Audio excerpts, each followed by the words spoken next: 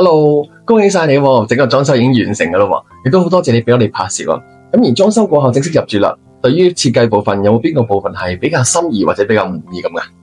其實我最中意就係後面呢一個獅子櫃啦，因為即係香港地方其實真係非常之細嘅。咁呢個獅子櫃啦，無論設計方面啦，同埋真係儲物方面啦，即係我係最中意呢一 part 咯。咁而喺整個裝修過程中，有邊一個部分係比較深刻噶？深刻就當然佢嘅工期啦，因為我哋拎鎖匙嘅時候，其實已經係12月中噶啦。咁但係啦，B&B 設計公司啦，其實非常之專業咯。佢哋冇話因為我好想過年之前去完成呢個裝修，然後入伙嘅。咁佢哋都冇話覺得呢個期係做唔到啦。咁當然我哋有一啲設計其實係保留翻上一手嘅，咁但係整個過程都非常順利啦，佢哋俾嘅設計圖啦都非常之靚咁。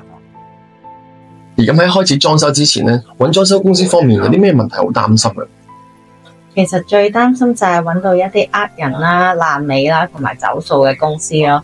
咁其次就係一啲budget over 咗嘅問題咯。咁同設計公司其實夾嘅方面啦，過程其實非常順利。咁當然啦，當中我都有啲改動啦，咁佢哋都冇額外嘅收費嘅，仲同我上一手啦，部分嘅裝修啦，其實都會可以夾得到、融合得到咯。咁其實出到嚟嘅設計效果啦，出到嚟嘅裝修效果，我係非常之舒服同開心咯。